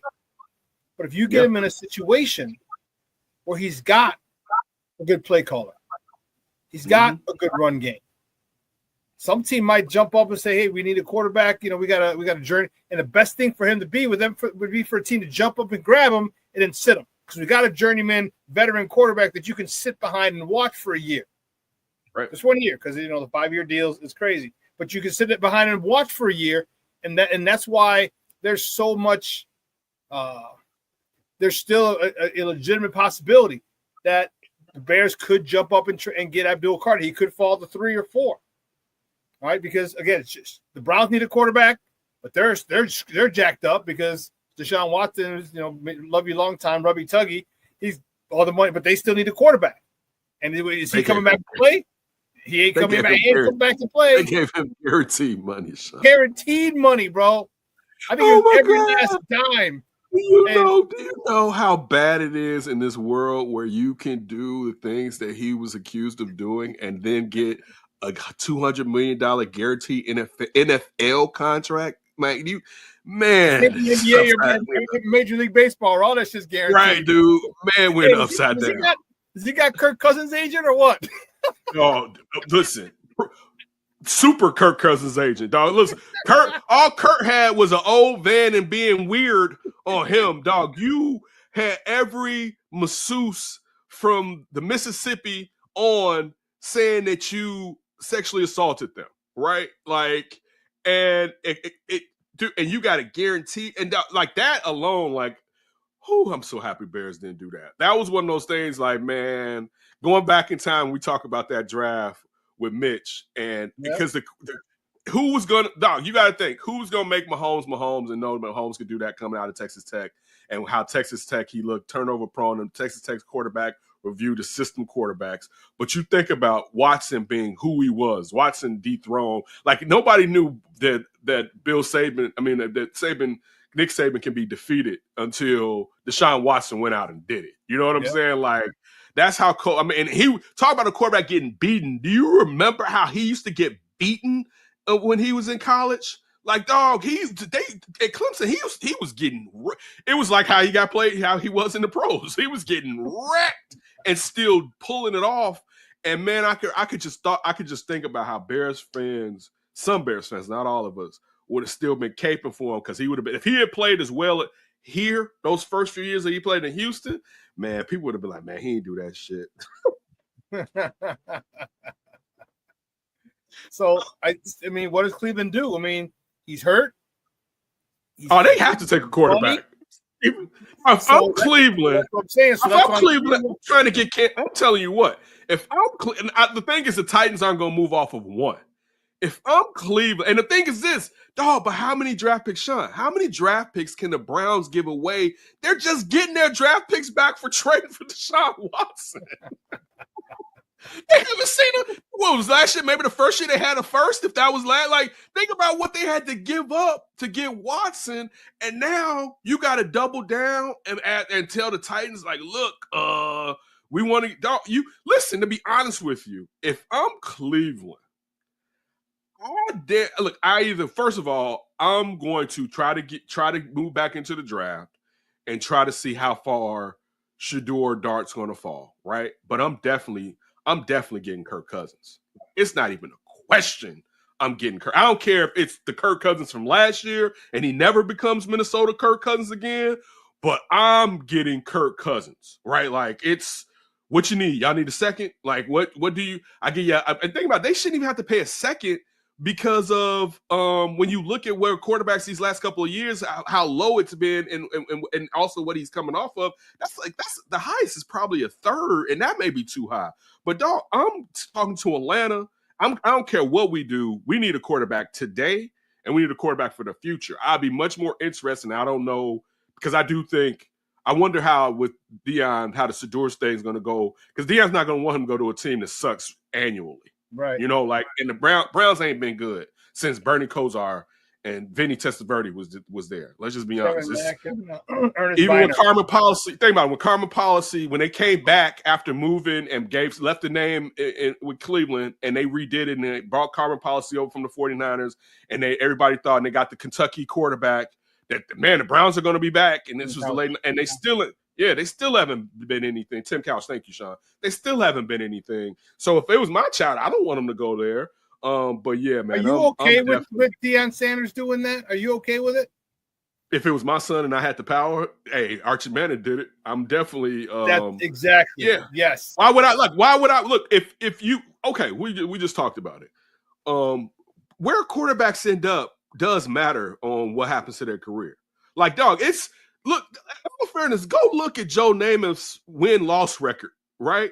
Because really, and I mean, shout out Roll Tide all day. Really, outside of him talking trash and beating Johnny Unitas, and him putting up crazy, he put up throwing for 4,000 yards back then.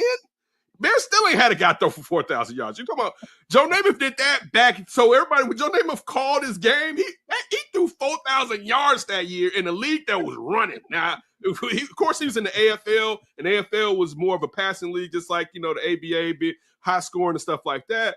But really, he's not a winning, when we're talking about record quarterback. So I'm just talking about Jets quarterbacks, right? Like, listen, I know it doesn't help us here.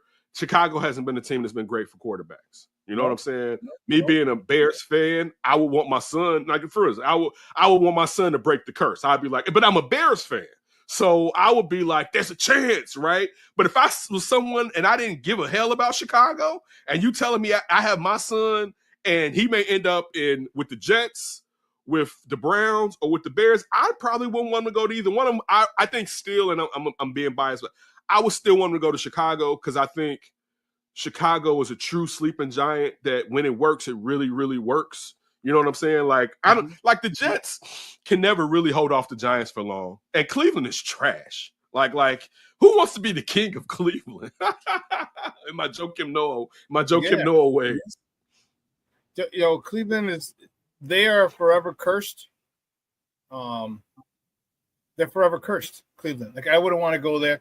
And I said it the other day on Wednesday. I'm like, I didn't want to make it a race thing. I'm like, but no one had a problem when Archie Manning did the same thing for Eli and Peyton. Don't forget, Peyton didn't want to go to. Peyton had an issue too, and with him in San Diego, it was him and Ryan Leaf.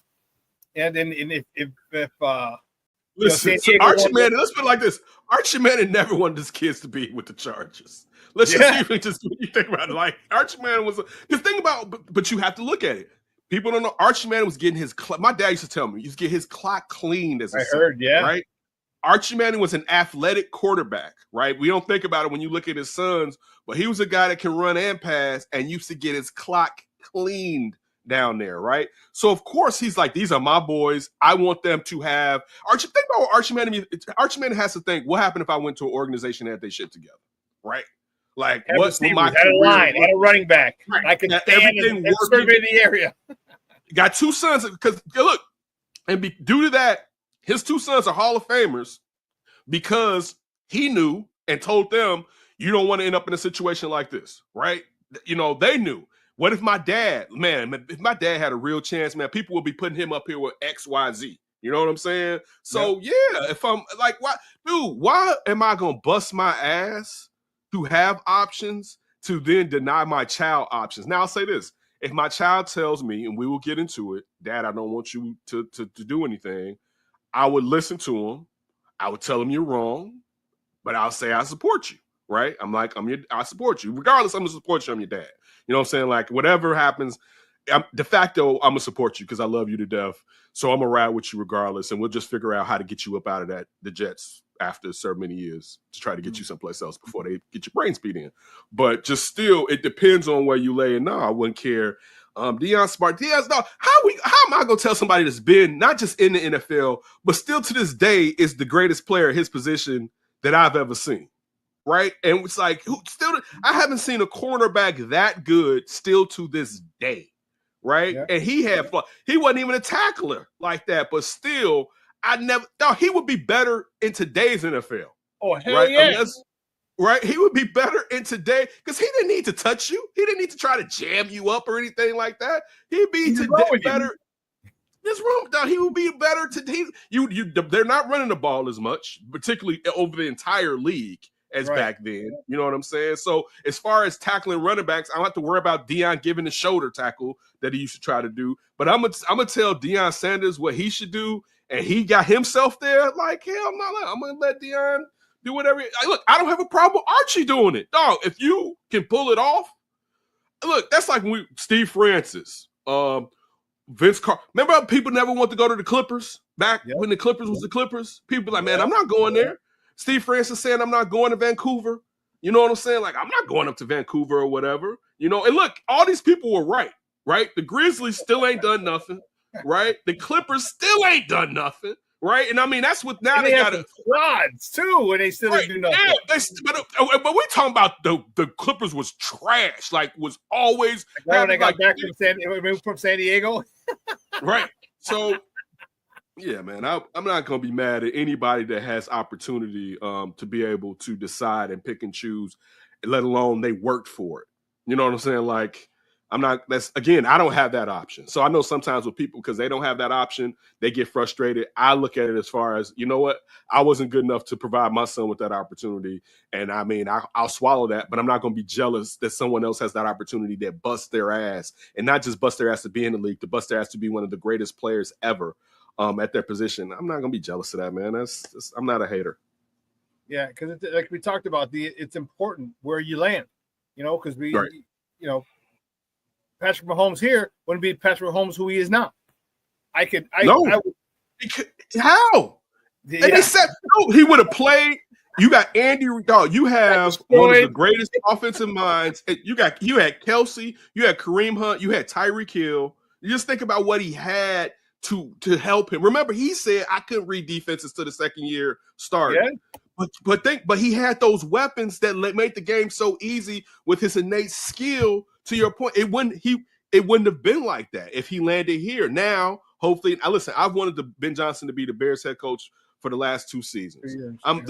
He's been my number one guy to come here, right? So now it looks like they have a guy that can finally make offense. And again, I'm not saying you got to be good defensively. I'm not saying abandon what Chicago is about, but can finally help the quarterback. When's the last time we had a guy, an offensive coordinator or a coach that could actually that guy helps the quarterback? I can't remember. Because that hasn't happened. It hasn't happened. That's exactly why. That crazy Kramer, the Ron Turner Kramer year. And remember, they were fighting with Walsh if Kramer was going to start when Conway and Graham went off and what Rashawn Salam was the running back. That 1 year is the only year in my Bears outside of the Super Bowl, right?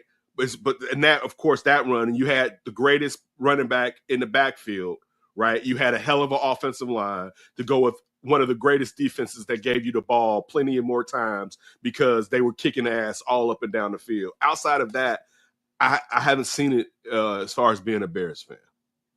Ken, great stuff, man. I appreciate it. Appreciate your time as always, bro. Do me a favor, though. Let everybody know where they can find you and your work online. That Davis, even though I don't know what I'm going to name the show, but I'm coming back for the draft. I'm coming off of the bench finally. So I'm coming back to do some draft stuff and do football. I may expand it and talk a little bit more other sports, but football is my heart. Football and girls basketball. I still love men's basketball, but I love women's basketball. I know, Shawn, you can't in that damn women's. Yeah, I love it. But football and that, I kind of wish I can get back into baseball. I do. That's one thing. I miss baseball. I'll be really honest with you, man. Because baseball can be so special. But definitely right now, football and some basketball. So just make sure you follow that to Davis. You're going to see a couple familiar faces.